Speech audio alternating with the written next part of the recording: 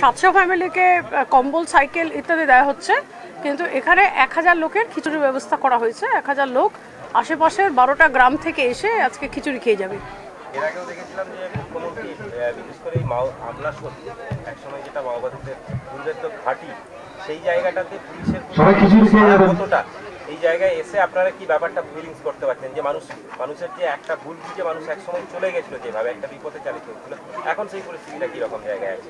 পরিস্থিতি এখন একদম নর্মাল আছে। আমি গ্রামের লোকেদের আজকেও একটা কথা তাদের সাথে বলেছি, আর আপনাদের এই টেলিভিশন চ্যানেলের মাধ্যমেও আমি একটা মেসেজ দিচ্ছি যে সমস্ত আমাদের ভাই বোনেরা অন্য পথে চলে গেছে, অস্ত্র তুলে নিয়েছে, তারা এখনকার অবস্থা দেখে এবং অন্য ভাই বোনেদের সঙ্গে আমরা কীরকমভাবে তাদের মূল স্রোতে ফিরিয়ে এনেছি সেগুলোকে মাথায় রেখে তারা মূল স্রোতে ফিরে আসুক। এবং আমার টেলিফোন নাম্বার এবং অন্য আধিকারিকদের টেলিফোন নাম্বার আজকে থেকে গ্রামের বিভিন্ন জায়গায় ডিসপ্লে হবে। আমাদের সঙ্গে ডাইরেক্টলি কন্ট্যাক্ট করেও তারা যদি মনে করেন যে তারা সেফলি ফিরতে পারছেন না, কোনোভাবে যোগাযোগ করে তারা মূল স্রোতে ফিরে আসুক।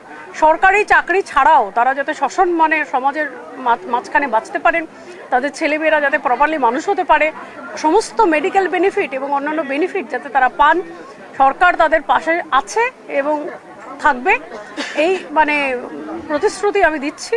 এবং পুলিশ প্রশাসনের তরফ থেকে আমি তাদের কাছে আবেদন জানাচ্ছি যে তারা যেন ফিরে আসে।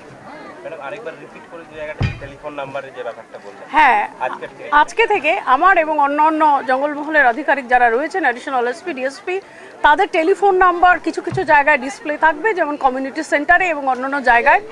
এটা এই কারণে দেওয়া হচ্ছে যে আমরা একটু শুনতে পাচ্ছি যে অনেকে হয়তো ফিরতে চাইছে, সেই জন্য ডাইরেক্টলি তারা কন্ট্যাক্ট করে তারা ফিরে আসতে পারে and will take care of them and they will be safe.